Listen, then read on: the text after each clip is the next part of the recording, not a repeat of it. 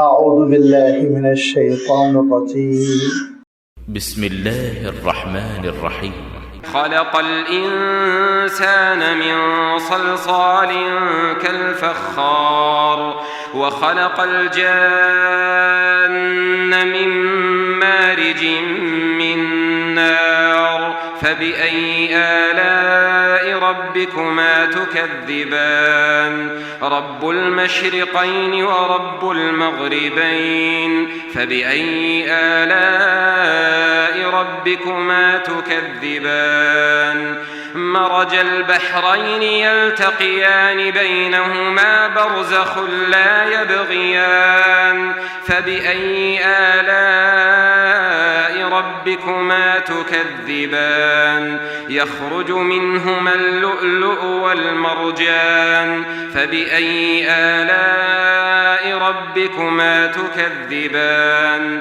وله الجوار المنشآت في البحر كالأعلام فبأي آلاء ربكما تكذبان كل من عليها فان ويبقى وجه ربك ذو الجلال والإكرام فبأي آلاء ربكما تكذبان يسأله من في السماوات والأرض كل يوم هو في شأن فبأي آلاء ربكما تكذبان سنفرغ لكم أيها الثقلان فبأي آلاء ربكما تكذبان يا معشر الجن والإنس إن استطعتم أن تنفذوا من أقطار السماوات والأرض فانفذوا لا تنفذون إلا بسلطان فبأي آلاء ربكما تكذبان يرسل عليكما شواظ من نار ونحاس فلا تنتصران فبأي آلاء ربكما تكذبان فإذا انشقت السماء فكانت وردة كالدهان فبأي آلاء ربكما تكذبان فيومئذ لا يسأل عن ذنبه إنس ولا جان فبأي آلاء ربكما تكذبان يعرف المجرمون بسيماهم فيؤخذ بالنواصي والأقدام فبأي آلاء ربكما تكذبان هذه جهنم التي يكذب بها المجرمون يطوفون بينها وبين حميم آن فبأي آلاء ربكما تكذبان صدق الله العظيم الحمد لله رب العالمين والصلاة والسلام على سيد المرسلين وعلى آله وأصحابه أجمعين أما بعد سورۃ الرحمن کی یہ 31 آیتیں ہیں جن کی ابھی آپ کے سامنے تلاوت کی گئی. ان آیتوں کا سلسلہ شروع ہو رہا ہے آیت نمبر 14 سے اور یہ سلسلہ ختم ہو رہا ہے آیت نمبر 45 پر، جس آیت پر دوسرا رکوع بھی ختم ہو رہا ہے. ان ساری آیتوں میں اللہ تعالی اپنی قدرت کے کچھ اہم کارناموں کا تذکرہ فرما رہا ہے، جس کی انشاءاللہ وضاحت بھی آپ کی خدمت میں آ جائے گی. لیکن اس سے پہلے یہ بات میں عرض کر دوں کہ یہ وہ سورت ہے سورۃ الرحمن جو اللہ کے رسول صلی اللہ علیہ وسلم پر ہجرت سے پہلے مکہ مکرمہ میں نازل ہوئی تھی. اس میں اللہ تعالیٰ نے اپنی رحمتوں کا تذکرہ فرمایا، اپنی رحمتوں کی دہائی دے کر اللہ تعالیٰ نے 31 مرتبہ یہ بات ارشاد فرمائی کہ تم اپنے رب کی قدرت اور اس کی قدرت کی کاریگری اور نارنگیوں اور اس کی نعمتوں اور احسانات میں سے کس بات کا انکار کر سکتے ہو۔ یہ وہ زمانہ تھا جب حضور اکرم صلی اللہ علیہ وسلم توحید کی بات ارشاد فرما رہے تھے تو مشرکین مکہ کو اچنبھا ہو رہا تھا کہ سارے خداؤں کو چھوڑ کر ایک ہی خدا کی عبادت کی دعوت دی جا رہی ہے، کیسے ہو سکتا ہے۔ بالخصوص ایک ایسا تاریخی بیک گراؤنڈ تھا، ایک ایسا تاریخی پس منظر تھا جس کی وجہ سے مشرکین مکہ کو ایک لفظ پر بڑا اعتراض رہا کرتا تھا، اور وہ لفظ تھا لفظ رحمان۔ مشرکین مکہ یہ سمجھتے تھے کہ یہ لفظ رحمان دراصل یہ عیسائیوں کی دین ہے، یہ عیسائیوں کا عقیدہ ہے، یہ عیسائیوں کی خصوصیت ہے، اور ہم کو اس سے کچھ لینا دینا نہیں ہے، نعوذ باللہ۔ کیونکہ ان کے پاس عقیدے کی جو سب سے بڑی غلطی تھی کہ اللہ تعالیٰ کے جلال کا پہلو غالب تھا، اور اللہ تعالیٰ کے جلال کے پہلو کے غالب ہونے کی وجہ سے مارے ڈر کے انہوں نے بیچ میں واسطوں اور وسیلوں کو بنا رکھا تھا، دیویوں کو، دیوتاؤں کو، جن کے بارے میں سمجھتے تھے کہ وہ اللہ کے غضب سے، اس کے غصے سے، اس کے انتقام سے، اس کے طیش سے بچا لیں گے، بیچ میں آئیں گے، سفارشی بن جائیں گے۔ جب اللہ کے رسول صلی اللہ علیہ وسلم نے بسم اللہ الرحمن الرحیم سے الحمدللہ رب العالمین الرحمن الرحیم آغاز ہی سے رحمان کا لفظ ارشاد فرمایا تو انہوں نے کہا کہ من رحمان ہو، یہ رحمان کی بات کیا کر رہے ہو تم، ہم نہیں جانتے کسی رحمان کو۔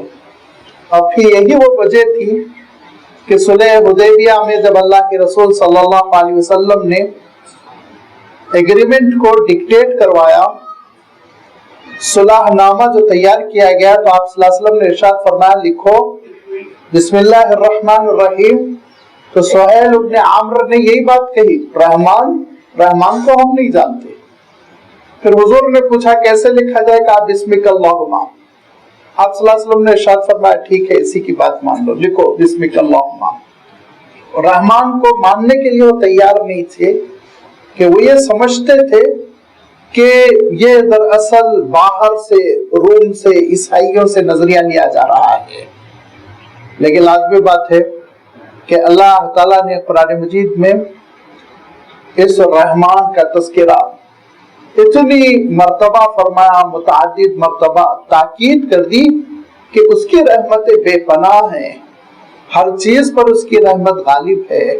اس کی ساری صفات میں صفت رحمان کو، صفت رحمت کو اولین مقام حاصل ہے، اور یہ بار بار اس صفت کا جو اعادہ کیا گیا، بار بار اس صفت کی جو تکرار ہوئی، اس کی وجہ یہی ہے کہ بندے اللہ تعالیٰ سے قریب ہوں، محبت کریں، رحمتوں کی امید ہو، اور پھر اللہ تعالیٰ کی رحمتوں کی جو بارش ہے، اس رحمتوں کا ایک تسلسل ہے جو سورۃ الرحمن میں اللہ تعالیٰ نے بیان فرمایا۔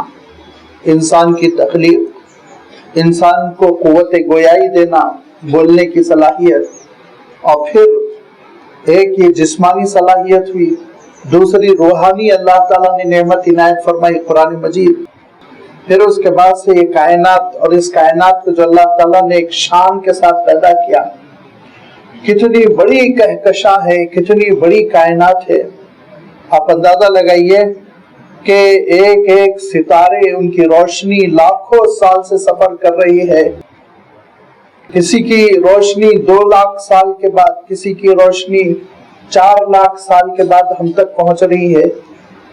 بے پناہ وسعتیں ہیں اس یونیورس کی، اس کائنات کی، اور اس پوری کائنات کو اللہ تعالیٰ نے جس انداز میں پیدا کیا کہ پوری کائنات بیلنسڈ ہے، توازن کے ساتھ ہے، اور اس بیلنسنگ میں، اس نظام میں، جس کو آپ چاہے تو گریویٹیشنل فورس سے تعبیر کر لیں، چاہے کسی اور انرجی سے تعبیر کر لیں، لیکن اس میں ذرہ برابر اگر ڈسٹرب ہوگا تو اس کائنات میں جو بھوچال آئے گا اور اس کائنات میں جو بگاڑ پیدا ہوگا اس کو ہماری اور آپ کی سائنس بیان نہیں کر سکتی۔ لہذا فرمایا دیکھو اللہ تعالیٰ نے اس کائنات کو جو ایک نظام کے ساتھ پیدا کیا اور اس میں جو توازن رکھا اللہ تعالیٰ نے، اس توازن میں ذرہ برابر خلل آ جائے، ڈسٹرب ہو جائے، بگاڑ ہو جائے تو یہ پوری کائنات تباہ و برباد ہو کر رہ جائے گی۔ اسی لیے اللہ تعالیٰ ارشاد فرماتا ہے جب اس پروردگار نے توازن رکھا ہے تو تم بھی توازن برقرار رکھو، اعتدال کے ساتھ زندگی بسر کرو۔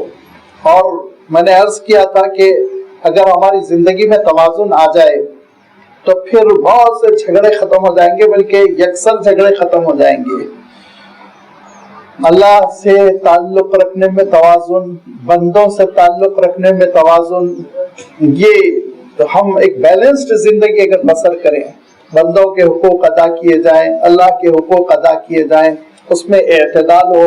اسلام نے جس بات کی دعوت دی کہ ہر چیز میں تمہارا عالم یہ ہونا چاہیے کہ اعتدال ہونا چاہیے، کذالک جعلناکم امۃ وسطا، اس بات کی دعوت نہیں دی گئی دنیا چھوڑ کر مسجد میں بیٹھ جاؤ، اس بات کی دعوت نہیں دی گئی کہ ماں باپ کے حقوق ادا کرو تو بال بچوں کے حقوق ادا نہ کرو، اس بات کی دعوت نہیں دی گئی کہ بچوں کے حقوق میں سے بزی ہو جاؤ، مگن ہو جاؤ کہ والدین کے حقوق تلف ہو جائیں، اس بات کی دعوت نہیں دی گئی کہ اپنے میں اتنے مگن ہو جاؤ کہ دوسروں کا خیال ہی نہ رہے۔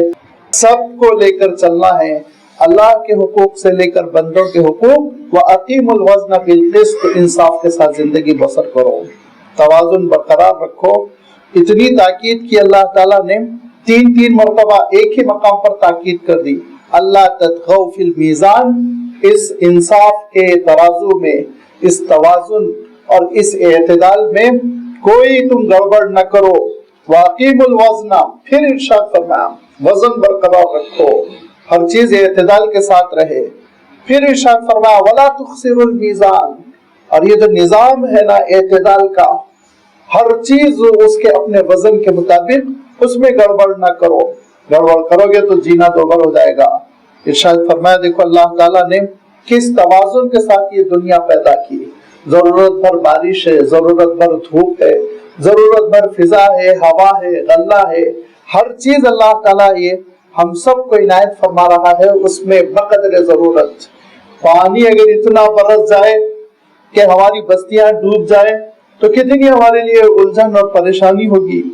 دھوپ اتنی ہو جائے کہ گھر سے باہر نکلنا دوبر ہو جائے، جل جل کر مر جائے انسان، کتنا جینا مشکل ہو جائے گا۔ وَالْأَرْضَ وَضَعَهَا لِلْأَنَامِ، اللہ تعالیٰ نے زمین کو مخلوق کے لیے، جانداروں کے لیے جینے کے قابل بنایا، اور اس میں اس نے پھلوں کو رکھا، پھلوں میں کھجور کا ذکر فرمایا، اور پھر فرمایا اس میں اللہ تعالیٰ نے دانے دار چیزیں پیدا کی جس کو ہم گرینز کہتے ہیں، مثلا چاول ہے، مثلا گیہوں ہے، اور ارشاد فرمایا کہ ان دانے دار چیزوں پر بھی ذوالعصفی، بھوسا چڑھایا، غلاف چڑھایا، دھان ہوتا ہے اور اس کے اندر چاول کا دانہ ہوتا ہے۔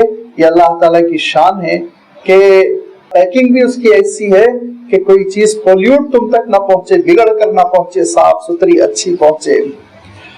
اللہ تعالیٰ کی کون سی نعمتوں کا تم انکار کرو گے؟ فَبِأَيِّ آلَاءِ رَبِّكُمَا تُكَذِّبَانِ، اعلیٰ کے سلسلے میں گزشتہ اتوار یہ بات آپ کی خدمت میں رکھ چکا ہوں کہ الیتن جمع اعلیٰ، اس کا ترجمہ ہم نعمتوں سے کر دیتے ہیں، لیکن نعمت بھی تو خود عربی کا لفظ ہے، تو دونوں لفظ ایک ہی معنوں میں ہو یہ بات سمجھ میں نہیں آتی۔ اعلیٰ کے معنی یہ ہوتے ہیں کہ ایسی قدرت کی کاریگری جس میں احسان کا پہلو ہو۔ اردو میں بڑی لمبی تشریح کرنی پڑتی ہے کہ اللہ تعالیٰ کی قدرت کی کاریگری اور اس کی صناعی اور اس کی قدرت کا حسن انتظام ایسا جس میں ہمارے لیے احسانات کے پہلو ہوں۔ ہم پر احسان کا مفہوم جس میں سمجھ میں آتا ہو، ایسی چیز کے لیے اعلیٰ کا لفظ استعمال کرتے ہیں۔ میں چلیے ذرا سا اس کی وضاحت کے ساتھ تشریح کر رہا ہوں، کیونکہ آپ دیکھیں گے کہ اللہ تعالیٰ نے جہنم اور آگ کے تذکرے کے بعد بھی یہی بات ارشاد فرمائی، فَبِأَيِّ آلَاءِ رَبِّكُمَا تُكَذِّبَانِ۔ تو لوگوں کو ذرا سا اعتراض ہوتا ہے کہ جہنم میں جلنے کا تذکرہ اور پھر اللہ کی نعمتوں کا، کون کون سی اللہ کی نعمتوں کا انکار کرو گے، جھٹلاؤ گے، تو وہاں ذرا ذہن متردد سا ہو جاتا ہے۔ اگر ہم اس بات کو سمجھ لیں کہ اس اعلیٰ کا مفہوم کیا ہے تو وہاں تردد نہیں ہوگا۔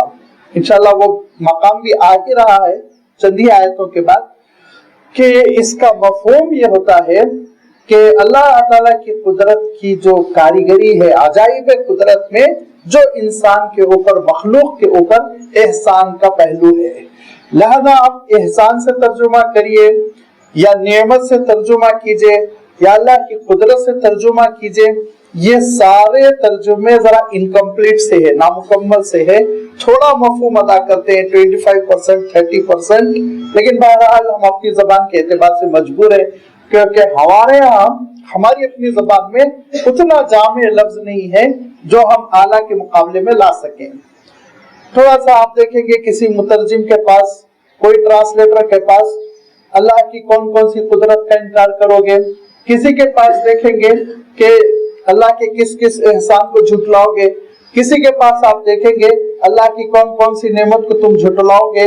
اس کی وجہ یہی ہے، یہ جو بے چینی ہے ٹرانسلیٹرز کے پاس، اس کی وجہ یہی ہے کہ اردو میں کوئی ایک سالڈ اس کا بدل اور اس کے بدل میں جامع لفظ نہیں ہے، اسی لیے مختلف الفاظ سے کام چلانا پڑتا ہے۔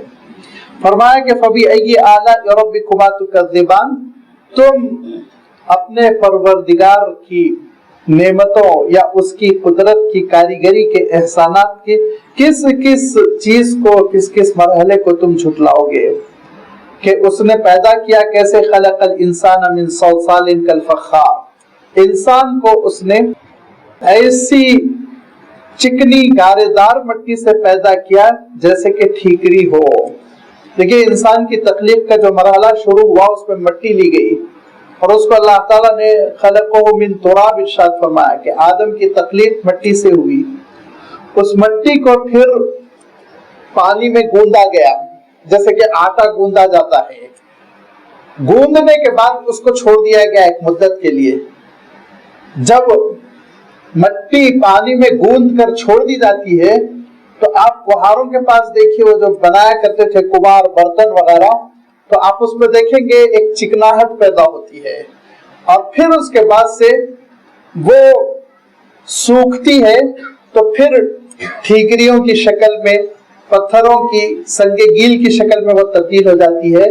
اللہ تعالیٰ نے ان سارے مرحلوں کا تذکرہ فرمایا اور یہ ارشاد فرمایا کہ خلقہ من طین لازب، طین لازم کے معنی ہوتے ہیں، لازب کے معنی ہوتے ہیں جس میں چکناہٹ ہو، اور پھر اللہ تعالیٰ نے یہ بات بھی ارشاد فرمائی من صلصال، ایسی مٹی سے ہم نے پیدا کیا جس میں ایک سڑن پیدا ہو گئی ہو اور ایک باسی پن پیدا ہو گیا ہو اور گیلا رہنے کی وجہ سے چکناہٹ پیدا ہو گئی ہو، کل فخار، فخار کے معنی جیسے ٹھیکریاں ہوتی ہیں، ٹھیکری کہتے ہیں جو مٹی کے برتن ٹوٹ جاتے ہیں ان کے ٹکڑوں کو، مٹی کے برتن بھی ذرا کم ہو گئے تو ٹھیکریاں بھی کم ہو گئی، لیکن پچھلے زمانے میں ان کا استعمال بہت زیادہ تھا۔ اب جب وہ برتن ٹوٹ جایا کرتے تھے، ان کے جو ٹکڑے ہوتے تھے ذرا سا مضبوط قسم کے، ان کو ٹھیکری کہتے تھے۔ تو کل فخار کے معنی ٹھیکریوں جیسے ہوتا ہے کہ اللہ تعالیٰ نے اس گارے دار مٹی سے انسان کی تخلیق کا آغاز کیا جو ٹھیکریوں کی طرح سوکھ کر سخت ہو چکی تھی۔ اب یہ حضرت انسان کی تخلیق ہوئی حضرت آدم علیہ السلام کی شکل میں، اور پھر اس کے بعد سے اس میں اللہ تعالیٰ نے نفخت فیہ من روحی ارشاد فرمایا، میں نے اپنی روح پھونک دی۔ لہذا انسان کا جو جسم ہے آپ معلوم کر لیجئے، وہ جسم کے ایلیمنٹس تقریباً مٹی کے ہیں، جیسے زمین میں مٹی میں جو ایلیمنٹس ہیں، جو چیزیں پائی جاتی ہیں، کچھ مقدار میں لوہا، کچھ مقدار میں معدنیات، بڑی مقدار میں پانی، یہ ساری چیزیں ہمارے اور آپ کے جسم میں ہیں۔ اسی لیے ہمارا جسم بہت آسانی کے ساتھ مٹی میں مل جاتا ہے، کوئی مسئلہ نہیں ہوتا ہے۔ चंद ही सालों के बाद हमारा जिस्म मिट्टी में गायब हो जाता है। लेकिन आप कोयले को दफना दीजिए, आप देखेंगे कि 20 साल भी कोयले को मिट्टी नहीं खाएगी, वो जैसा रहेगा वैसा निकल आएगा, क्योंकि वो एक अलग एलिमेंट है। लेकिन इंसान को अल्लाह ताला ने मिट्टी से पैदा किया। और यहाँ थोड़ा सा इमाम राजी रहमतुल्लाह अलैह वगैरह ने तफसील की, मैं वो तफसील ज्यादा तो बयान नहीं करूंगा, लेकिन एक दो इशारे कर दूंगा कि आपने फरमाया कि मिट्टी से पैदा करने से इंसान के अंदर चंद खुसूसियात पैदा हो गई। वो खुसूसियात क्या है? वो खुसूसियात है जो मिट्टी में होती है। मिट्टी की खुसूसियत नंबर 1, अगर आप ऊपर फेंकेंगे तो वो नीचे आएगी, ऊपर नहीं जाएगी, वो हवा में उड़ते हुए। लिहाजा फरमाया इंसान की खुसूसियत ये होनी चाहिए उसके अंदर खाकसारी हो, इनकसारी हो, नीचे की तरफ आए, आग की तरह ऊपर की तरफ न जाए। दूसरी बात ये कि गर्मी के जमाने में आप नंगे पैर मिट्टी पर नहीं चल सकते, जमीन पर नहीं चल सकते, पैर जलेंगे, क्यों? गर्म हो गई। सर्दी के जमाने में ठंडी हो जाती है। तो मालूम ये हुआ मिट्टी के अंदर मुतासिर होने की सलाहियत है, तासुर कबूल करती है वो। तो इंसान के अंदर भी मुतासिर होने की सलाहियत है, वो तासुर कबूल करता है। लेकिन इसके मुकाबले में आग गर्मी में गर्म, सर्दी में ठंडी, ऐसा होता है क्या? आग किसी का तासुर नहीं कबूल करती, वो अपने जैसी है वो वैसे ही रहेगी। फरमाया कि हजरत इंसान का आलम यह है वो बहुत मुतासिर होते हैं। और उसकी सबसे बड़ी दलील ये कि आपसे कोई रिश्तेदारी ना हो, कोई ताल्लुक ना हो और किसी की वफात हो गई हो, आप वहां बैठे हुए हो तो आप देखेंगे कि आपका दिल भी भर आएगा, आप गमज़िदा रहेंगे। भाई तुम्हारा तो कोई रिश्तेदार नहीं है, चलते हुए तुम जरा खड़े हो गए, देख रहे हो, क्यों? माहौल गमज़िदा है तो इंसान मुतासिर हुआ और गमज़िदा हो गया माहौल की वजह से। लिहाजा फरमाया कि इंसान में मुतासिर होने की सलाहियत है। और इसके मुकाबले में इरशाद फरमाया वखलक़ल जान्न मिन मारिजिम मिन नार, और हमने जिन को पैदा किया आग के शोले से। आग के शोले से जो एक एनर्जी होती है फायर की, आग की, उससे अल्लाह ताला ने जिनों को पैदा किया।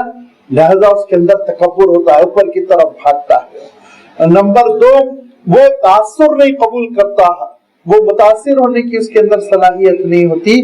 और नंबर 3 ये कि चूंकि ये एक ऐसी एनर्जी है, आग की एक ऐसी ताकत है जिसकी वजह से वो हमारी निगाहों से ओझल हो सकता है, नजर नहीं आता। अल्लाह ताला साफ इरशाद फरमाता है सूरतुल आराफ में कि इन्नहु हुवा व कबीलुहु इन्नहु यराकुम हुवा व कबीलुहु मिन हैसु ला तरौनहुम। जिन तुमको देखता है, तुम जिन को नहीं देख सकते। खाल होता है कि जिनों को देखा जाता है। अंबिया और रसूल का तो मामला अलग होता था, वो तो देखा करते थे। बाकी और इंसानों के सिलसिले में ज्यादा कंफर्म नहीं होता है कि वो जिन को देखें। आमतौर पर गलतफहमियां होती हैं, किसी साये को देख लिया, किसी चीज को देख लिया, हिलती हुई चलती हुई, उसको जिन समझ लिया। बहुत कम, शायद रेयर कोई किसी ने जिन को देखा होगा, हम नहीं देख सकते जिन को। लिहाजा फरमाया कि अल्लाह ताला ने जिनों को पैदा किया आग के शोले से, वो आग के शोले से पैदा किए गए। अब जिनों और इंसानों में बहुत बड़ा फर्क हो गया कि इंसान के अंदर खाकसारी होती है और जिनों में वो खाकसारी नहीं होती।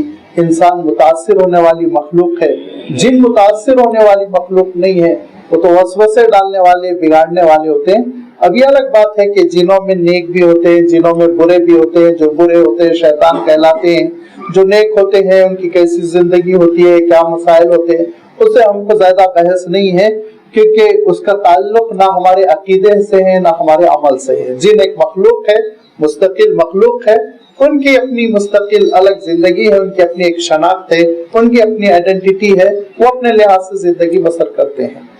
अब अल्लाह ताला इरशाद फरमाता है फबीअय्यि आलाइ रब्बिकुमा तुकज़्ज़िबान, तो तुम अपने रब की कुदरत की नेरंगियों में से किस किस का इनकार करोगे ए इंसानों और जिनों।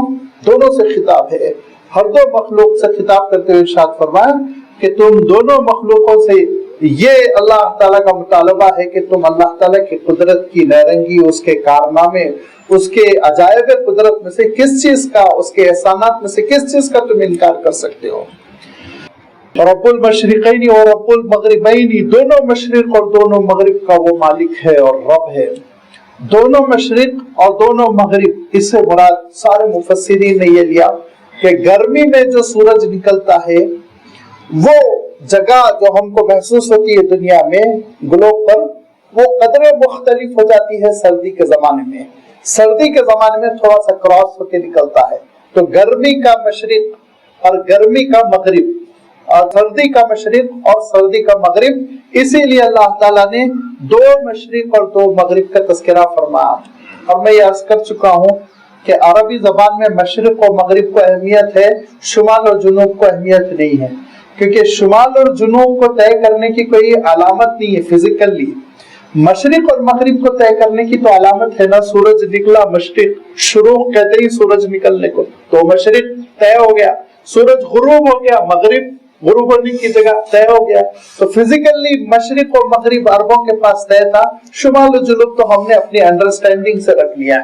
इसीलिए अल्लाह ताला ने जहां भी तज़किरा फरमाया, लैसल बिर्रा अन तुवल्लू वुजूहकुम क़िबल मशरिक़ी वल मगरिब, यहाँ पे भी रब्बुल मशरिक़ैन व रब्बुल मगरिबैन, रब्बुल मशारिक़ रब्बुल मगारिब, तो कहीं भी आप देखेंगे शुमाल और जुनूब का तज़किरा नहीं फरमाया, बल्कि मशरिक और मगरिब ये दो सिमतों को अहमियत दी गई। और जब मशरिकैन और मगरिबैन दोनों का अहाता कर लिया गया तो ये कहा गया कि शुमाल का मशरिक, जुनूब का मशरिक और शुमाल का मगरिब और जुनूब का मगरिब चारों सिमत हो गए। ये चारों सिमतों का अल्लाह ताला मालिक है, यानी वो मालिक हकीकी है, वो सारे सिमतों का, सारे जानिब का और वो सारी कायनात वो मालिक है।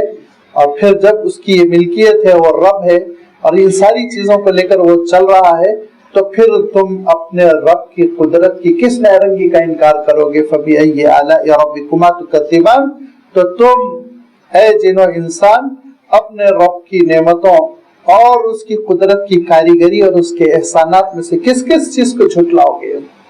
मरजल बहरैन यल्तक़ियान बैनहुमा बरज़ख़ुन ला यब्ग़ियान, फरमाया कि उसने दो समंदरों को मिलता हुआ छोड़ दिया, मिल रहे हैं, मीटिंग पॉइंट है जहां पे वो मिल रहे हैं, और उन दोनों के दरमियान बरज़ख़ुन ला यब्ग़ियान, एक उसने पार्टीशन रखा है। बरज़ख़ के माने बीच में हायल होने वाली चीज, दरमियान में हायल होने वाली चीज, जैसे कि एक पर्दा है, एक पार्टीशन है। ला यब्ग़ियानी, दोनों समंदर एक दूसरे के हिस्से में नहीं घुसते हैं, बगावत नहीं करते, आगे नहीं बढ़ जाते कि मीठे पानी का समंदर खारे पानी में दाखिल हो जाए, खारे पानी का समंदर मीठे पानी में दाखिल हो जाए, इसकी अल्लाह ताला इजाजत नहीं दिया। लिहाजा वो अपने अपने हुदूद में जीते हैं, अपने अपने हुदूद में रहते हैं। बहुत से मकामात है दुनिया में, आजकल इतने मकामात मालूम कर लिए गए कि उनको बतौर मिसाल जिक्र करने की जरूरत ही नहीं। ज्यादा आप दूर मत जाइए, बे ऑफ बंगाल में चटगाम के पास, चट्टागाम गालिबन सही नाम है, वो बांग्लादेश का एक शहर, वहाँ आप देख लीजिए मीठे पानी का समंदर अलग है और नमकीन पानी का समंदर अलग है। और फिर आप हैरत करेंगे अल्लाह ताला की शान के अदन और जिद्दा के दरमियान समंदर में ऊपर खारा पानी है, नमकीन पानी है, और नीचे जैसे हम बोर करते हैं ना, जमीन में बोर करते हैं और जमीन में नीचे जाने के बाद पानी निकल आता है, ऐसे ही ऊपर 60, 70, 80 फीट पानी खारा है और नीचे जाके पानी मीठा है। ये इतनी मारूफ चीज है कि पानी के जहाज जब वहां से गुजरते हैं तो वो अपने पाइपों को नीचे छोड़ते हैं, नीचे छोड़ने के बाद से बोर करके, या बोर कह लीजिए आप, पानी को मशीन से खींच कर पीने का पानी का जखीरा भर लिया करते हैं। ये एक कॉमन प्रैक्टिस है उनके लिए, कोई अजनबी बात नहीं, ये अल्लाह ताला की शान है। मिसिसिपी दरिया जब गिरता है तो कितनी दूर तक, कई किलोमीटर तक आप देखेंगे कि समंदर के पानी में नहीं मिलता है, मीठा पानी अलग बहता रहता है, खारा पानी अलग रहता है। लिहाजा अल्लाह ताला इरशाद फरमाता है, यहाँ भी है सूरतुल फुरकान में भी अल्लाह ताला ने तज़किरा फरमाया, मरजल बहरैन यल्तक़ियान, कि उसने छोड़ दिया दोनों समंदरों को कि वो मिलते तो हैं लेकिन बैनहुमा बरज़ख़ुन, उनके दरमियान एक पार्टीशन है, एक हाइल है, ऐसा हाइल है ला यब्ग़ियानी, कि दोनों समंदर एक दूसरे में मिल नहीं पाते। ये अल्लाह ताला की कुदरत है। तो फबिअय्यि आलाइ रब्बिकुमा तुकज़्ज़िबान, तुम ऐ जिन्नो इंस अपने रब की कौन कौन सी कुदरत की कारीगरी का इनकार करोगे, कहाँ कहाँ इनकार करोगे? کہاں کہاں انکار کرنے کی کئی شکلیں ہوتی ہیں. انکار کرنے کی ایک تو شکل وہ ہے جو سیدھی سادی ہم کو اور آپ کو سمجھ میں آتی ہے, میں نہیں مانتا کہتے کوئی. ایسے بھی ہیں دنیا میں لوگ جو اللہ تعالیٰ کی قدرت کو نہیں مانتے ہیں, ملحد ہوتے ہیں. لیکن انکار کی ایک شکل یہ بھی ہوتی ہے کہ احسانات آپ سے لے, شکریہ کسی اور کا ادا کریں. ایک صاحب آئے مفلوق الحال, پریشان حال, بڑے مصیبت زدہ, مدد کے مستحق, آپ نے دل کھول کے ان کی مدد کر دی, ضرورت بھر آپ نے ان کو زندگی کا سامان فراہم کر دیا, فیس کی ضرورت تھی دے دی, علاج کے لیے پیسوں کی ضرورت تھی وہ مدد آپ نے کر دی. اور اس کے بعد وہ آپ کے ہی سامنے بیٹھے ہوئے آپ کے ایک دشمن سے یہ کہنے لگے آپ کا بہت بہت میں شکر گزار ہوں, آپ کے احسانات کے بوجھ تلے دبا جا رہا ہوں, یہ مٹھائی کا ڈبہ ہے میں آپ کی خدمت میں لے کے آیا ہوں. تو آپ کیا کہیں گے؟ اس سے بڑھ کر احسان فراموش میں نے کسی کو نہیں دیکھا, یہ تو آپ کہیں گے. ایسے ہی ہوتا ہے کہ جب انسان اللہ تعالیٰ سے نعمتیں لیتا ہے, غذا اللہ سے لیتا ہے, رحمتیں اللہ سے لیتا ہے, کھانا مل رہا, پینا, اولاد, خوشیاں سب اللہ سے لے کے شکریہ کسی اور کا ادا کرتا ہے, چڑھاوے کسی اور کو چڑھاتا ہے, اور کسی اور کے دہلیز پر جاتا ہے, کہیں اور جا کے پیشانی رگڑتا ہے, اس سے بڑھ کر احسان فراموش کمزرف انسان کوئی نہیں ہوتا. یہ بھی ایک انکار کی شکل. ایک انکار کی تیسری شکل ہے, یہ تیسری شکل زیادہ خطرناک ہے. بظاہر اس کو لوگ انکار نہیں سمجھتے, لیکن یہ انکار کے جراثیم ہے.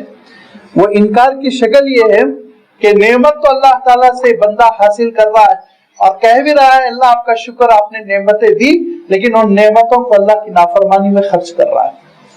اللہ کی نافرمانی میں خرچ کر رہا ہے. اس کی مثال ایسے ہی ہے کہ آپ کسی سے قرض لے رہے ہیں اور لینے کے بعد سے آپ وہ پیسے جو ہے شکریہ ادا کر رہے ہیں اور جھک جھک کے سلام بھی بجا لا رہے ہیں اور بڑی اچھی ان سے گفتگو کر رہے ہیں, لیکن وہ پیسے لے کر آپ دشمن کو دے رہے ہیں, ان کے خلاف کیس لڑو, ان کو پریشان کرو, ان کے مزاج کے خلاف پیسے خرچ کرو. یہ بھی تو ایک احسان فراموشی کی شکل ہے. تو کبھی کبھی بندہ اعتراف کر رہا ہے اللہ آپ ہی کا شکر, الحمدللہ کہہ رہا ہے اور سر بھی جھکا رہا ہے, لیکن اللہ کی نعمتوں کو اللہ کی بغاوت میں استعمال کر رہا ہے, نافرمانی میں استعمال, حرام کاموں میں استعمال کر رہا ہے, ناجائز کاموں میں اللہ تعالیٰ کی نعمتوں کو لگا رہا ہے, اپنی دولت کو, اپنی صلاحیت کو, اپنے حسن کو, اپنی شہرت کو, اپنے منصب کو, اپنے عہدے کو اللہ کی نافرمانی میں لگا رہا ہے. یہ بھی بہت بڑا انکار ہے, یاد رکھیے. یہ بھی بہت بڑی احسان فراموشی ہے. قیامت کے دن اس کی وجہ سے بھی انسان پھنسے گا. لہذا اللہ تعالیٰ ارشاد فرماتا ہے کہ ذرا غور کرو, ہم تو نعمتوں کی بارش کر رہے ہیں, لگاتار رحمتوں کا سلسلہ ہے جو مخلوقات پر جاری ہے, اور اس کے بعد پھر تم اللہ تعالیٰ کے احسانات, اس کی نعمتوں اور اس کی قدرت کے عجائب کا انکار کرتے ہو. غور کر لو کہاں کہاں انکار کرو گے, کتنا انکار کرو گے. فَبِأَيِّ آلَاءِ رَبِّكُمَا تُكَذِّبَانِ يَخْرُجُ مِنْهُمَا اللُّؤْلُؤُ وَالْمَرْجَانُ. اور انہی سمندروں سے, ہر دو سمندروں سے اللہ تعالیٰ برآمد کرتا ہے موتی بھی جس کو آپ پرلز کہتے ہیں, والمرجان مونگے بھی جس کو کورل کہتے ہیں. دونوں چیزیں یہ برآمد ہوتی چلی جاتی ہیں, نکلتی ہیں, اور ان کے قیمتی ہونے پر, ان کے خوبصورت ہونے پر اور انسان ان سے اپنا لگاؤ رکھنے پر ساری دنیا شاہد ہے, کوئی نئی چیز نہیں ہے.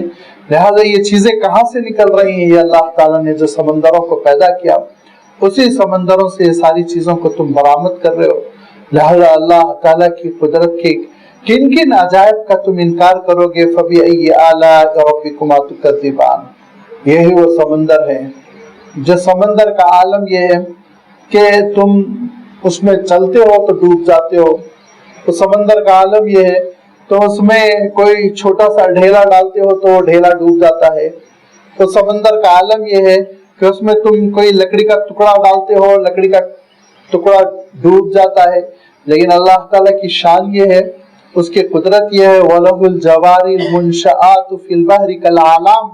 اسی سمندر میں اللہ تعالیٰ تمہاری کشتیوں کو تیرنے کا موقع دیتا ہے. وَلَهُ الْجَوَارِ, اور اسی کی ہے وہ کشتیاں جو سر سر چلتی ہے, جاریتن چلنے والی کشتی, اور اسی کا یہ پلورل فارم ہے جوار, کہ اسی کے لیے ہے وہ چلنے والی کشتیاں. المنشآت جو بلند بلند ہے، اونچی اونچی ہے، اور مرفوعات کے معنوں میں لیا گیا جن کو اللہ نے بلند بلند بنایا ہے۔ اللہ تعالیٰ کی قدرت کی وجہ سے انسان اونچی اونچی کشتیاں بنا رہا ہے۔ کیا عالم ہے کشتیوں کا، ذرا آپ غور کر لیجئے کہ سمندر میں جو جہاز چلتے ہیں وہ 2-2 3-3 منزل ہوتے ہیں، لیکن دکھنے میں 2-2 3-3 منزل۔ کوئین میری جو پانی کا جہاز ہے اس وقت جو بہت مشہور سمجھا جاتا ہے، اس کی 135 فیٹ بلندی ہے۔ 135 فیٹ کے معنی یہ کہ اگر ہم یہ جو 12-13 فٹ کی چھت ہوتی ہے، اس لحاظ سے 10 منزلہ بلڈنگ بنائیں گے، 10 منزلہ بلڈنگ بنائیں گے تو 135 فٹ کی ہوگی۔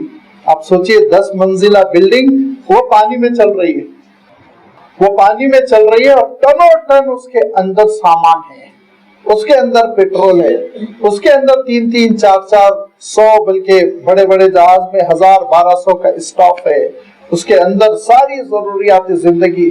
اور ارشاد فرمایا کہ پہاڑ کی طرح وہ سمندر کے سینے پہ چل رہا ہے۔ کس نے؟ اللہ تعالیٰ نے صلاحیت رکھی اور یہ نظام بنایا کہ ایک خاص نظام کی وجہ سے وہ سمندر پر چلتا چلا جاتا ہے۔ وَلَهُ الْجَوَارِ الْمُنْشَآتُ فِي الْبَحْرِ كَالْأَعْلَامِ، کہ پہاڑوں کی طرح سمندر میں چلنے والی وہ کشتیاں جس کو تم نے بلند کر رکھا ہے اونچی اونچی، وہ سب اللہ کی قدرت کی وجہ سے ہے، اور وہی حکم دیتا ہے تو ایک لمحے میں وہ غرق بھی ہو جاتی ہیں، ڈوب بھی جاتی ہیں، اور وہی حکم دیتا ہے تو وہ چلتے ہوئے ایک ملک کو دوسرے ملک سے ملا دیتی ہے۔ فَبِأَيِّ آلَاءِ رَبِّكُمَا تُكَذِّبَانِ، اے جنوں اور انسانوں، تم اپنے رب کی کون کون سی قدرت کا انکار کرو گے، کس کس احسان کا انکار کرو گے؟ کہ یہی وہ احسان ہے جس کی وجہ سے آج پیٹرول شفٹ ہو رہا ہے، یہی وہ احسان ہے اللہ تعالیٰ کا کہ کشتیوں کی چلنے کی وجہ سے سامان منتقل ہو رہا ہے، گاڑیاں منتقل ہو رہی ہیں، اور جہاز منتقل ہو رہے ہیں، اس پہ ہوائی جہاز رکھے ہوئے ہیں وہ منتقل ہو رہے ہیں۔ یہ اللہ تعالیٰ کی قدرت، اس کی شان ہے۔ لیکن یاد رکھو، اس نے جو دنیا سجا دی، اور اس دنیا میں جو ایکٹیویٹیز ہے، جو ہلچل ہے، اور جو دنیا اس وقت خوبصورت بنی ہوئی ہے، ساری سرگرمیاں انجام دی جا رہی ہیں، یہ سب کچھ یاد رکھو یہ ختم ہونے والا ہے۔ کل من علیہا فان، ہر چیز جو روئے زمین پر ہے وہ سب فانی ہے، ختم ہونے والی ہے، وہ باقی نہیں رہے گی۔ باقی رہے گی تو کیا؟ بس اللہ کی ذات۔ وَيَبْقَى وَجْهُ رَبِّكَ ذُو الْجَلَالِ وَالْإِكْرَامِ، باقی رہے گی اللہ تعالیٰ کی ذات، باقی رہے گی آپ کے رب کی ذات، جو رب جلیل بھی ہے اور رب کریم بھی ہے۔ رب جلیل ہے، ذو الجلالی، ذو الجلال کے معنی یہ ہے کہ اس کی اپنی ذاتی صفت ہے کہ وہ عظمت والا ہے۔ یہ عظمت والا جب ہوتا ہے اس کو جلیل کہتے ہیں، جس کے اندر جلالت ہے، جس کے اندر عظمت ہے، بلندی ہے۔ اور والاکرام کے معنی یہ ہوتے ہیں جو مستحق اکرام ہے، جس کی تکریم ہوتی ہے، جس کی عزتیں ہوتی ہیں، جس کی عزت کی جانی چاہیے، تو وہ فی نفسی ہی اپنی ذات میں جلیل ہے، اور اس کے ساتھ ساتھ اس کی ذات کا تقاضا یہ ہے کہ اس کا اکرام ہو، اس کے احسانات کا اعتراف ہو، اس کی توقیر ہو، اس کی بزرگی کا، اس کی برتری کا اعتراف ہو۔ یہی وہ ایک ذات ہے جو برقرار رہے گی۔ باقی پوری کائنات کو اللہ تعالیٰ تہس نہس کر دے گا، ختم کر دے گا، جب اس کا حکم ہوگا کہ اب وقت آ چکا ہے اور اس کائنات کو ختم کرنے کا میعاد، وعدے کا وقت آ چکا ہے، اب ختم کرو، تو سور پھونکا جائے گا، اور جب سور پھونکا جائے گا تو دھیرے دھیرے اس پوری کائنات کا نظام درہم برہم ہوتا چلا جائے گا۔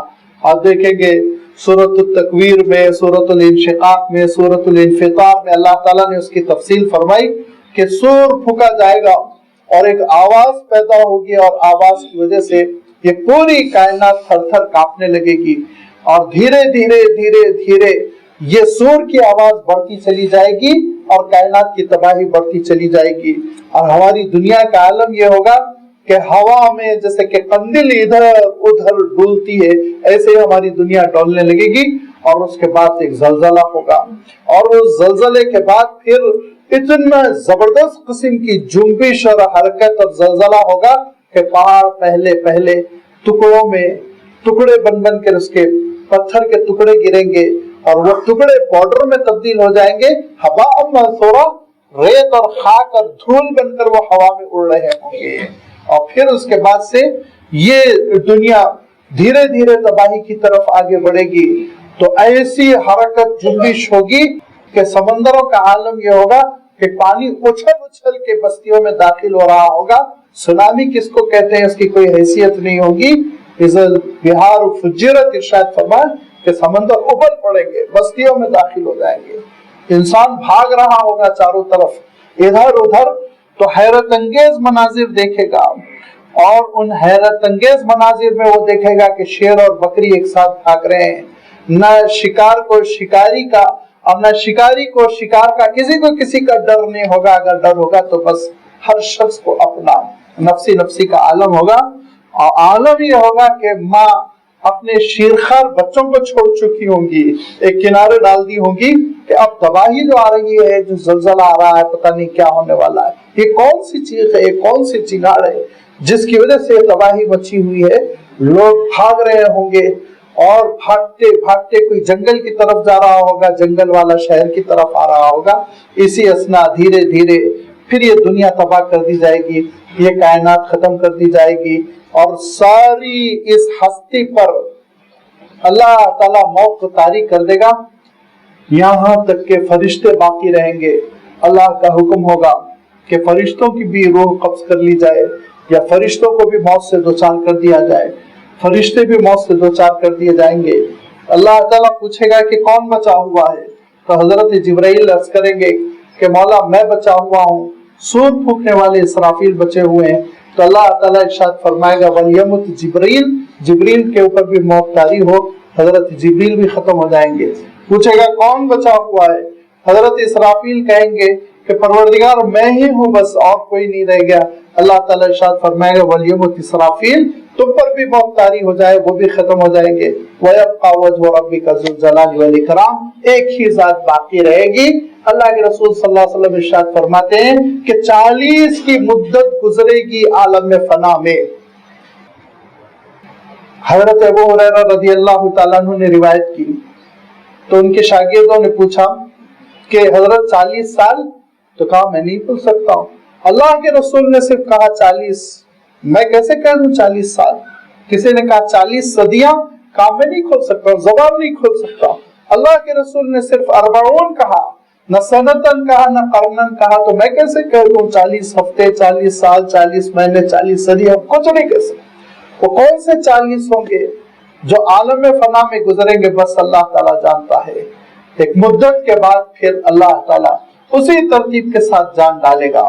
سب سے پہلے حضرت اسرافیل میں، پھر وہ دوسرا سور پھونکنا شروع کریں گے، حضرت جبرائیل میں حیات آئے گی. پھر اس کے بعد اللہ کے رسول صلی اللہ علیہ وسلم ارشاد فرماتے ہیں کہ جب میرے اندر روح پھونکی جائے گی تو میں دیکھوں گا کہ موسیٰ ہے جو عرش رحمان کے پائے کو پکڑے ہوئے گڑ گڑا رہے ہیں. آپ صلی اللہ علیہ وسلم ارشاد فرماتے ہیں مجھے نہیں معلوم کہ موسیٰ کے اندر پہلے جان ڈالی گئی تھی یا میرے اندر پہلی جان ڈالی گئی تھی. وہ پکڑ کر لپک کر وہ عرش کے سائے تک پہنچ گئے اور عرش کے پائے تک پہنچ گئے، یہ میں نہیں بتا سکتا ہوں. حدیث صحیح میں اللہ کے رسول صلی اللہ علیہ وسلم ارشاد فرماتے ہیں. اب اس کے بعد سے پھر یہ ہماری دنیا کو کھینچ کے، جیسے کہ آٹے کے جو ہم آٹا گوندتے ہیں اور اس کی ٹکیاں بناتے ہیں اور اس کو کھینچ کے جیسے ہم روٹی میں تبدیل کرتے ہیں، ایسے ہی ہمارے گلوب کو کھینچا جائے گا. اور کھینچنے کے بعد پھر ایک میدان برپا ہو جائے گا جس میں نہ شیب و فراز نہیں ہوگا، نہ وادی ہوگی نہ چٹان، ایک چٹیل میدان ہوگا. اور اس میں انسان پتنگوں کی طرح برآمد ہو رہے ہوں گے اور دوڑ رہے ہوں گے دوسرے سور کی آواز کی طرف. یسألہ من فی السماوات والارض، ارشاد فرما کہ یاد رکھو ابھی تو سارے جو محتاج ہیں ان سب کی حاجتیں وہ پروردگار پورا کر رہا ہے. یسألہ، ہر آدمی جو آسمان میں ہے جو زمین میں ہے، ہر مخلوق جو آسمانوں میں ہے جو زمین میں ہے، اپنی اپنی حاجتیں اور رب سے مانگ رہی ہیں. کل یوم ہوا فی شان، ہر لمحے وہ ایک نئی شان میں ہے، ایک نئی آن میں ہے. ہر لمحے اس کا عالم یہ ہے کہ ایک مخلوقات کی یہاں سے وہاں تک لسٹ ہے، ان کو جنم دے رہا ہے. ہر لمحے اس کا عالم یہ ہے کہ مخلوقات کی ایک لسٹ ہے جن کو موت دے رہا ہے. ہر لمحے اس کا عالم یہ ہے کہ سورج کو جلنے کے لیے گیس دے رہا ہے. ہر لمحے اس کا عالم یہ ہے چاند کو دوڑنے کی صلاحیت دے رہا ہے، دنیا کو گھومنے کی صلاحیت دے رہا ہے. ہر لمحے اس کا عالم یہ ہے کہ کہیں پانی کے برسنے کو حکم دے رہا ہے، کہیں پانی کے رکنے کو حکم دے رہا ہے. ہر لمحے اس کا عالم یہ ہے کہ کسی کو موت سے دوچار کر رہا ہے، کسی کو مرض سے شفا دے رہا ہے، کسی کو مرض میں مبتلا کر رہا ہے، کسی کو خوشی دے رہا ہے، کسی سے خوشی چھین رہا ہے، کسی کو رزق دے رہا ہے، کسی کو رزق سے محروم کر رہا ہے، کسی کے گھر میں ایک نیا جنم ہو رہا ہے، ایک نومولود پیدا ہو رہا ہے، کسی کے گھر سے جنازہ اٹھ رہا ہے. فیصلے ہیں اس کے ہر لمحے نافذ ہوتے چلے جا رہے ہیں. ہر لمحے ایک نیا فیصلہ ہے. کل یوم ہوا فی شان، ہر لمحے ہر دن اس کی ایک نئی شان ہے، اس کی ایک نئی شوکت ہے، اس کا ایک نیا فیصلہ ہے جس فیصلے کے بارے میں انسان واقف بھی نہیں تھا، سوچ بھی نہیں سکتا تھا. وہاں سے فیصلے آ رہے ہیں اور وہاں سے نافذ ہوتے چلے جا رہے ہیں. فَبِأَيِّ آلَاءِ رَبِّكُمَا تُكَذِّبَانِ، تو اے جنوں اور انسانوں، تم اپنے رب کی کون کون سی قدرت کا انکار کرو گے؟ اس کی شان دیکھو، اس کی شان بے نیازی دیکھو. اور پھر ارشاد فرمایا کہ سَنَفْرُغُ لَكُمْ أَيُّهَا الثَّقَلَانِ، ابھی تو اس کے فیصلے اس کارخانے عالم کو چلانے کے لیے چل رہے ہیں. ابھی تو وہ کہیں کہہ رہا ہے پیٹرول پیدا ہو، کہیں کہہ رہا ہے آگ پیدا ہو، ابھی تو وہ کہہ رہا ہے کہیں ایک نسل پیدا ہو، ابھی تو کہہ رہا ہے کہیں کسی کی جان لے لی جائے، ابھی تو کہہ رہا ہے کسی کو صحت دو، ابھی تو کہہ رہا ہے کسی کو بیماری دو، ابھی تو وہ کہہ رہا ہے کہ درختوں میں پھل دو، ابھی تو کہہ رہا ہے کہ پھر غلہ دو، یہ کرو وہ، یہ چل رہا ہے اس کا. لیکن فرمایا ان سارے کاموں سے وہ فارغ ہو کر تمہارا حساب کتاب لینے کے لیے متوجہ ہو جائے گا. ایھا الثقلان، اے ہر دو بھاری بھرکم مخلوق، انسان اور جن. بھاری بھرکم ارشاد فرمایا تمہارا ایک ویٹ ہے، تمہارا ایک بوجھ ہے، تمہاری ایک اہمیت ہے. تم بیلوں کی طرح نہیں ہو، تم پرندوں کی طرح نہیں ہو، تم جمادات کی طرح نہیں ہو، تم نباتات کی طرح نہیں ہو. تمہاری ایک شان ہے، تمہاری اہمیت ہے، تم ایک بوجھ رکھتے ہو. ہم کہتے ہیں نا بڑے بھاری مہمان ہیں، ہم کہتے ہیں ان کی بڑی شخصیت بہت بھاری ہے، بھائی نظر انداز نہیں کر سکتے. جو اوائڈیبل نہیں ہوتا، نظر انداز نہیں کیا جا سکتا ہے، اس کو بھاری بھرکم کہا جاتا ہے. سندل کے معنی بوجھ کے ہوتے ہیں، اصلا گرانی والی، بوجھ والی.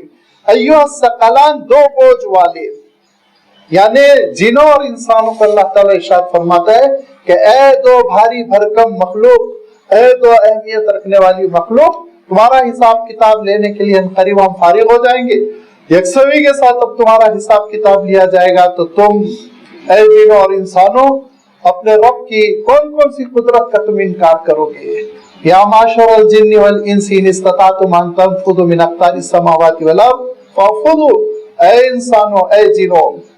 جنوں کی سوسائٹی سے بھی خطاب فرمایا، انسانوں کی بھی سوسائٹی سے خطاب فرمایا. کہا یا معاشر الجن والانس، اے جنوں اور انسانوں کی سوسائٹیوں، اگر تم طاقت رکھتے ہو کہ زمین و آسمان کے اس دائرے سے جو اللہ تعالیٰ نے تمہارے اطراف کھینچ دیا ہے اس سے نکل سکو تو نکل جاؤ.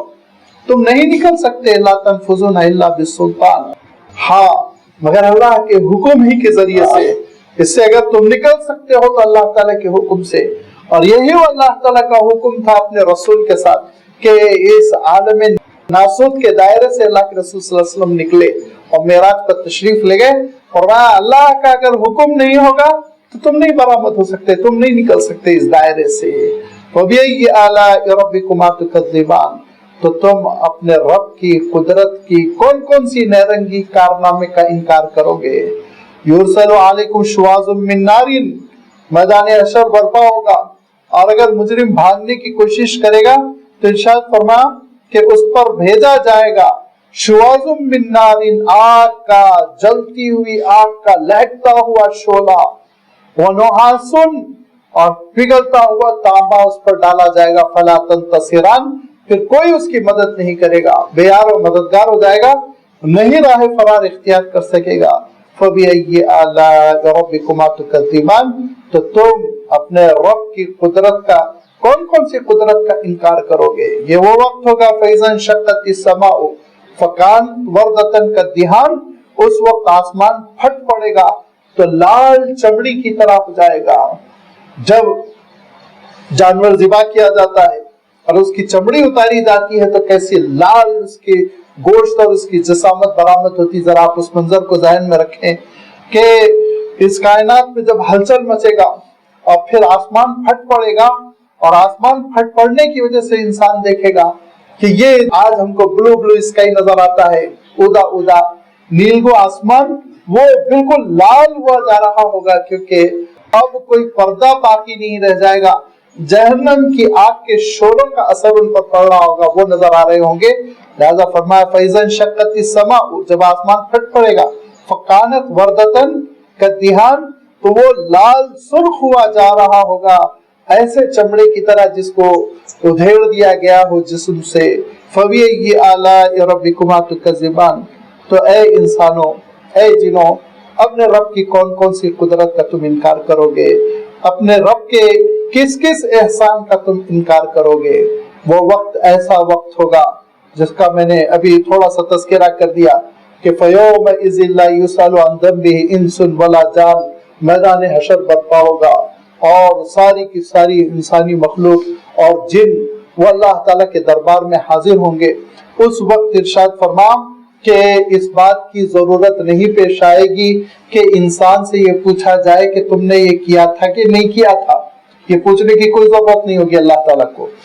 फयौमइज़िन ला युसअलु अन ज़ंबिही, उस दिन न इंसान से न जिन से उसके गुनाहों के बारे में सवाल नहीं किया जाएगा, जनाब आपने ये जुर्म किया कि नहीं किया।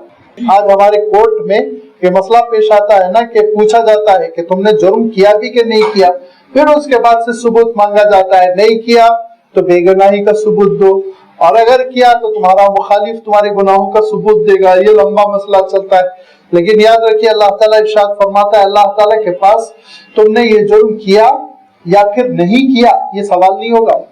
वहाँ और जो सवालात होंगे वो अलग होंगे, और सवाल क्या होगा? सवाल ये होगा कि तुमने ये जुर्म क्यों किया। ये नहीं पूछा जाएगा किया कि नहीं किया, अपनी बेगुनाही का सबूत दो, या तुम पर इल्जाम लगाया गया, इन फरिश्तों ने इल्जाम लगा दिया, क्या ये इल्जाम सही है? नहीं, ये अल्लाह ताला नहीं पूछेगा। वहां तो आलम ये होगा, नामे अमाल को दिखाया जाएगा। वो नामे अमाल को कैसे दिखाया जाएगा? स्क्रीन पर दिखा दिया जाएगा।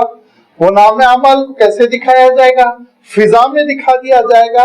इंसान गुनाह करते हुए खुद अपनी निगाहों से देखेगा और वो खुद एतराफ करेगा, माली हाज़िल किताब ला युगादिरु सगीरतन वला कबीरतन इल्ला अहसाहा, मौला ये कैसा नामे अमाल है, छोटी से छोटी चीज भी रिकॉर्ड है, बड़ी से बड़ी चीज रिकॉर्ड है, कोई चीज नहीं छूट पाई।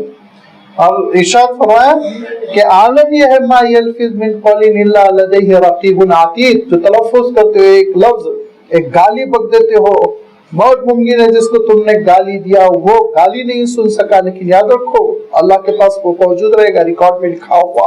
ये नाम अमाल खुद इंसान उसका मुशाहिदा करेगा, और अल्लाह ताला ये कहेगा अगर इसमें से किसी चीज का इनकार करना है तो इनकार करो, तुम्हारे मुंह पे हम मोहर लगाएंगे, तुम्हारा हाथ गवाही देगा, तुम्हारे पैर गवाही देंगे, तुम्हारे जिस्म के आज़ा गवाही देंगे कि तुमने ये किया था, वो जमीन गवाही देगी, वो फिजाएं गवाही देंगी, वो हवाएं गवाही देंगी जहां तुमने जुर्म किया था। लिहाजा बेगुनाही या खताकार होने के सबूत की जरूरत नहीं होगी। सबूत तो बड़ा खतरनाक जबरदस्त किस्म का होगा। पूछा क्या जाएगा, सवाल क्या होगा?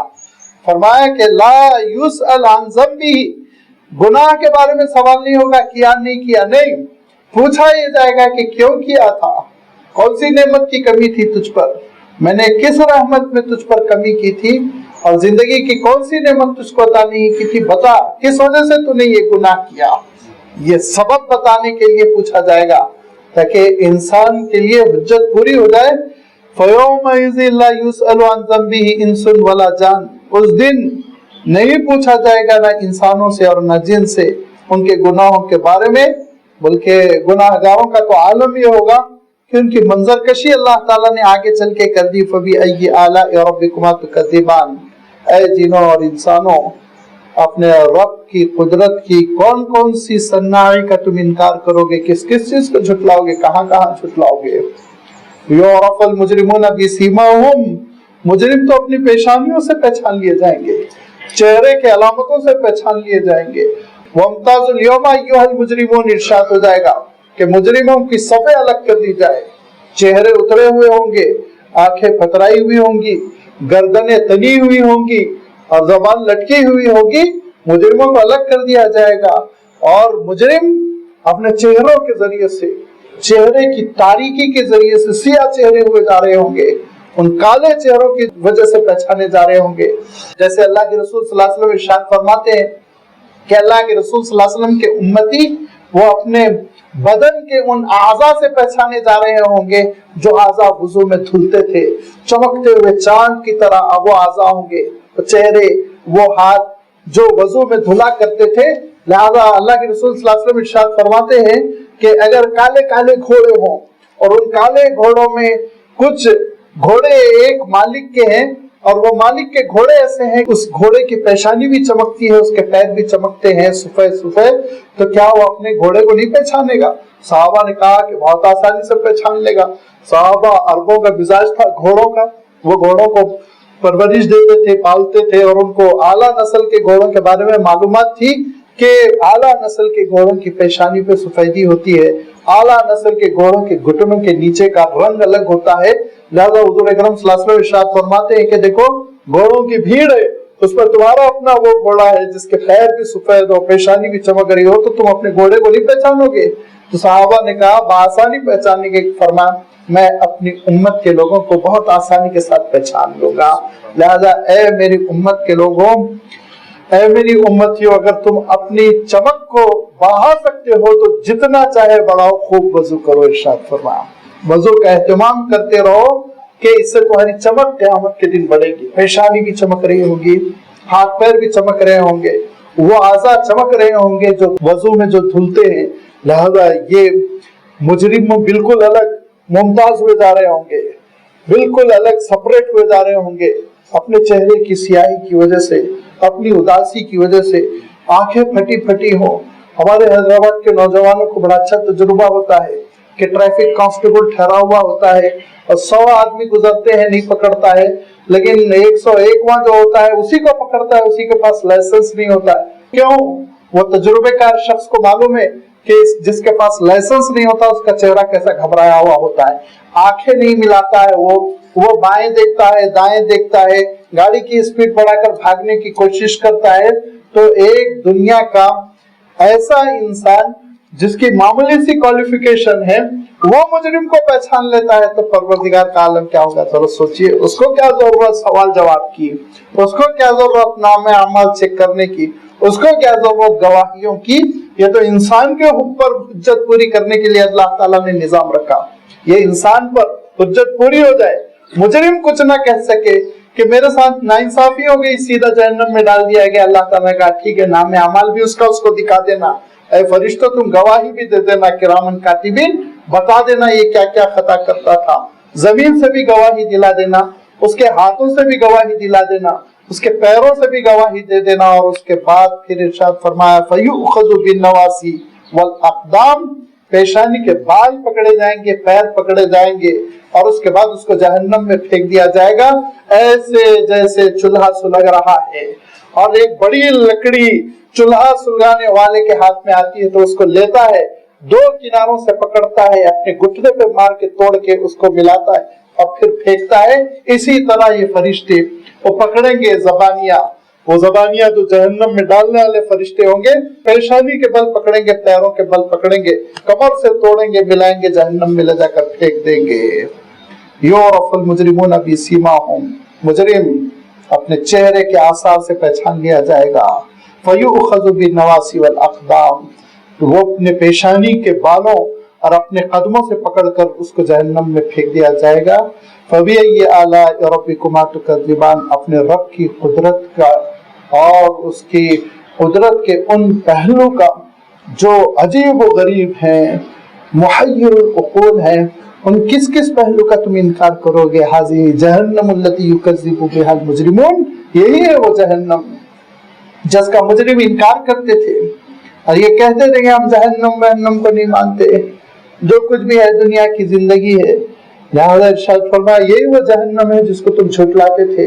یطوفون بینہا وبین حمیم، اور آگ کی تپش جلن اس سے پریشان ہو کر پانی کی طرف بھاگیں گے، پانی کے لیے وہ جب بھاگیں گے، جہاں پہنچیں گے پانی پینے کے لیے تو دیکھیں گے حمیم کھول رہا ہے، آنن اس کھولتے ہوئے پانی کو کہتے ہیں جو اپنی آخری ٹمپریچر کی حد کو پہنچ چکا ہے گرمی کی وجہ سے، اتنا کھولتا ہوا پانی آخری درجے اس کی گرمی بڑھ چکی ہوگی، حرارت بڑھ چکی ہوگی۔ فرمایا یہ پانی اور یہ آگ، یہ دونوں کے درمیان وہ بھاگ رہا ہوگا، آگ میں جا رہا ہے تو جھلس رہا ہے، حلق میں کانٹے پڑ رہے ہیں پینے کے لیے پانی۔ فرمایا سورہ محمد میں کہ اس پانی کو چلو میں لے گا تو اس پانی کی گرمی کا عالم یہ ہوگا کہ اس کی بھاپ سے چہرے کی جلد اور چہرے کی سکن جھلس کر گر جائے گی، اور جب ایک گھٹ وہ پی لے گا تو ارشاد فرمایا قطع امعاءہم، اس کی آتے ٹکڑا ٹکڑا ہو کے نکل جائے گی۔ اے مجرم کس کس چیز کا انکار کرے گا، اللہ کی کس کس قدرت کا انکار کرے گا؟ فَبِأَيِّ آلَاءِ رَبِّكُمَا تُكَذِّبَانِ، اے جنوں میں سے اور انسانوں میں سے جو جرم کر رہے ہو کان کھول کر سن لو کہ تم اپنے پروردگار کی کس کس قدرت کا انکار کرو گے۔ حضور اکرم صلی اللہ علیہ وسلم مسجد میں داخل ہوئے، ایک نوجوان کو دیکھا یہ آیت پڑھ رہا ہے اور روتا جا رہا ہے۔ اس نوجوان کو دیکھا اللہ کے رسول صلی اللہ علیہ وسلم چہرہ زرد پڑ رہا ہے، اس نوجوان کو دیکھا اللہ کے رسول صلی اللہ علیہ وسلم نے وہ تھر تھر کانپ رہا ہے لرزہ برندہ میں۔ اس نوجوان کو اللہ کے رسول صلی اللہ علیہ وسلم نے دیکھا زبان خشک ہوئی جا رہی ہے، پوچھا کہ کیوں اتنا تڑپ رہے ہو، کیوں رو رہے ہو؟ کہا کہ اللہ کے رسول جرائم کی فہرست ہے، پتہ نہیں اللہ تعالیٰ مجھے معذرت کا بھی موقع دیں گے کہ نہیں دیں گے، توڑ کے کمر میری جہنم میں کہیں مجھے پھینک دیا جائے گا۔ آپ صلی اللہ علیہ وسلم ارشاد فرماتے ہیں تجھے معلوم ہے تیرے رونے کی وجہ سے، گڑ گڑانے کی وجہ سے، یہ آیتوں کے بار بار پڑھنے کی وجہ سے فرشتوں کی مجلس میں ماتم برپا ہے، فرشتے رو رہے ہیں تیرے رونے پر۔ اللہ تعالیٰ کا خوف، اس کی خشیت، اور جو ہے عرض کرتا رہتا ہوں نا کہ اسماء الحسنہ کا صحیح کمبینیشن، وہ انتقام لینے والا قادر مطلق بھی ہے، قہار بھی ہے، اور وہ معاف کرنے والا رحمان بھی ہے۔ لہذا ایک پہلو کا یہاں تذکرہ فرما دیا کہ مجرموں کے ساتھ وہ کیا حشر کرے گا، اب دوسرے پہلو کا تذکرہ ہے جو آنے والے رکوع میں آ رہا ہے کہ وَلِمَنْ خَافَ مَقَامَ رَبِّهِ جَنَّتَانِ، کہ خوف خدا رکھنے والے کے ساتھ اللہ تعالیٰ کی کیا نعمتیں ہوں گی، کیا معاملہ ہوگا، اس بندے کا کیا اعزاز ہوگا۔ یہ صحیح خوف اور اسی کے ساتھ امید، اللہ کے غضب کا خوف اور اس کی رحمتوں کی امید، یہ دونوں چیزوں کے درمیان ایمان ہوگا تو صحیح ایمان ہوگا۔ لہذا وہ آیتیں آ رہی ہیں اور آئندہ اتوار اس کی وضاحت آپ کی خدمت میں رکھی جائے گی۔ وآخر دعوانا ان الحمد للہ رب العالمین۔